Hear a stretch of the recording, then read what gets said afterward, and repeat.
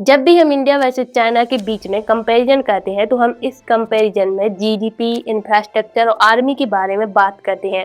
लेकिन इस कंपैरिजन में हमेशा एक चीज मिस हो जाती है, वो है वुमेन पार्टिसिपेशन इन इकोनॉमी। तो मेल वर्कफोर्स तो हर जगह ज्यादा होती है, लेकिन जिस जगह फीमेल वर्कफोर्स ज्यादा होती है वो जगह एक डेवलप जगह होती है।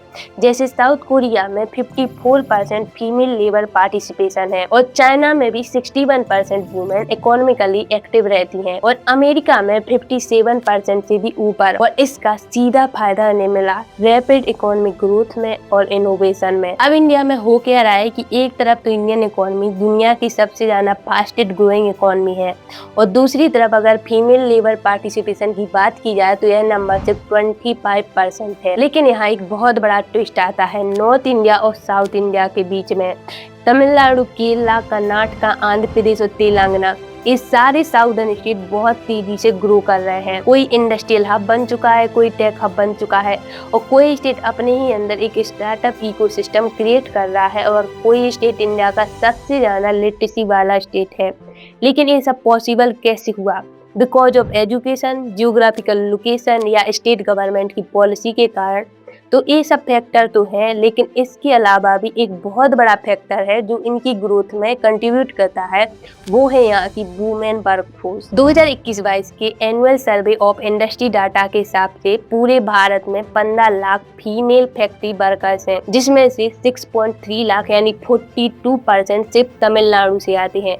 हाँ, सिर्फ एक ही स्टेट से 42% फीमेल वर्कर्स आते हैं। इंडिया का लार्जेस्ट वुमेन इंडस्ट्रियल वर्कफोर्स यहीं से आता है। और अगर हम पूरे साउथ इंडिया को मिला दें यानी कर्नाटक, केरला, तमिलनाडु, आंध्र प्रदेश, तो 70% से भी ज्यादा इंडस्ट्रियल वुमेन वर्कर्स यहीं से आते हैं। और ये फीमेल वर्कफोर्स सिर्फ टेक्सटाइल और टीचिंग जॉब जैसे बैकग्राउंड से नहीं आती है। ये इमर्जिंग सेक्टर जैसे EV manufacturing, electronics, battery assembling, solar cell और इवन ऑटोमोबाइल की हैवी इंडस्ट्री में भी फ्रंट लाइन में काम कर रही हैं। एग्जाम्पल के लिए ओला इलेक्ट्रॉनिक्स, दुनिया की सबसे बड़ी all women EV manufacturing unit जो तमिलनाडु में बिल्ड हो रही है, जहां पर 10,000 से भी ज्यादा वुमेन वर्कर्स काम करेंगी। मतलब एक ऐसी फैक्ट्री जहां पर डिजाइन, असेंबलिंग, प्रोडक्शन सब कुछ वुमेन लीड होगा। आज ग्लोबल कंपनी चाइना +1 स्ट्रेटेजी अपना रही है और उनके लिए टॉप प्रेफरेंस बन रहा है वियतनाम, मैक्सिको और इंडिया के ऑल साउथर्न स्टेट। और इसके पीछे का बिगेस्ट रीजन है रिलायबल, कमिटेड और स्किल्ड वर्कफोर्स,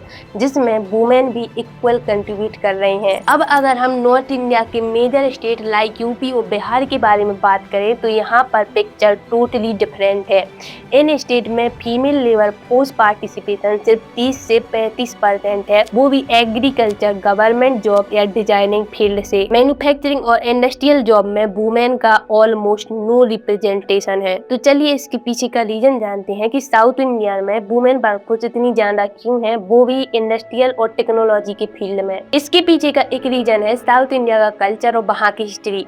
बट इसके अलावा जो करंट में रीजन है उसमें पहला है सोशल माइंडसेट। तो नॉर्थ इंडिया में अभी भी पैट्रियार्की काफी विकट है। हाँ, हम सोचते हैं कि सोसाइटी मॉडर्न हो चुकी है, बढ़ चुकी है, बट ग्राउंड लेवल पर देखी जाए तो ये एग्जिस्ट करती है और ये रियलिटी भी है। अभी रिसेंट की ही न्यूज है जहां हरियाणा गुरुग्राम में एक टेनिस प्लेयर को उसके पिता द्वारा मार दिया जाता है क्योंकि वो लड़की अपनी खुद की एक टेनिस अकेडमी चला रही थी और वो एक इंडिपेंडेंट वुमेन थी, बट सोसाइटल माइंडसेट की वजह से उसका मर्डर कर दिया गया। दूसरा रीजन है एजुकेशन एंड सेफ्टी। तो ऐसा नहीं है कि नॉर्थ इंडिया में लड़कियां पढ़ने गई हैं, वो हाई स्कूल भी कर रही हैं और ग्रेजुएशन भी कर रही हैं, बट उनके पास कोई भी एम्प्लॉयबल स्किल नहीं है। और नॉर्थ इंडिया में मोस्टली गांव में और टियर 3 सिटीज में लड़कियां पढ़ती हैं सिर्फ ग्रेजुएशन का थप्पा लगाने के लिए, वो भी मोस्टली BA डिग्री। जबकि साउथ इंडिया में education, vocational program, urban exposure ज्यादा बेटर है। और तमिलनाडु में वुमेन वर्कफोर्स को इंक्रीज करने के लिए कई पॉलिसी लाई है, जैसे फ्री बस ट्रेवल फॉर वुमेन, जो हर वर्किंग वुमेन के लिए एक डेली लाइफ का गेम चेंजर है। और इन इस चीज का बेनिफिट सिर्फ सरफेस लेवल पर नहीं है और इसके थ्रू तमिलनाडु ने एक माइंडसेट शिफ्ट क्रिएट किया है जहां लड़कियों का स्कूल ड्रॉप आउट कम हो गया है और जॉब करने का कॉन्फिडेंस बूस्ट हो गया है। और यहाँ सिर्फ जॉब्स की बात नहीं है, तमिलनाडु ने उन लड़कियों के बारे में भी सोचा जो छोटे शहर से बड़े शहर में काम करना चाहती हैं और सेफ अफोर्डेबल रहने की जगह ढूंढ रही हूँ। और इसके लिए स्टेट ने लॉन्च किया तोजी हॉस्टल। ये हॉस्टल स्पेशली वर्किंग वुमेन्स के लिए डिजाइन किए गए जो सेफ हो और इंडस्ट्री के पास हो। तो ये कुछ रीजन थे कि साउथ इंडिया की वुमेन्स इतने बड़े स्केल पर काम कर रही हैं, वहीं नॉर्थ इंडिया की वुमेन्स अभी भी स्ट्रगल कर रही हैं। तो सबसे पहले इंडिया को अपने हर एक स्टेट में अपनी वर्कफोर्स को स्किल्ड करना होगा, चाहे वो मेल हो या फीमेल। और स्किल वर्कफोर्स के साथ साथ उन्हें एक इंफ्रास्ट्रक्चर भी देना होगा ताकि कोई वर्कर काम के लिए एक स्टेट से दूसरे स्टेट पर मूव ना करे। और इसकी वजह से ये लैंग्वेज बार जो अभी चल रहा है इंडिया में वो भी काफी हद तक कम हो जाएगा। तो दोस्तों ये थी आज की वीडियो। अगर आपको वीडियो पसंद आया हो तो लाइक, सब्सक्राइब और शेयर जरूर करें और इसी टॉपिक से रिलेटेड ये वाली वीडियो भी जरूर देखें।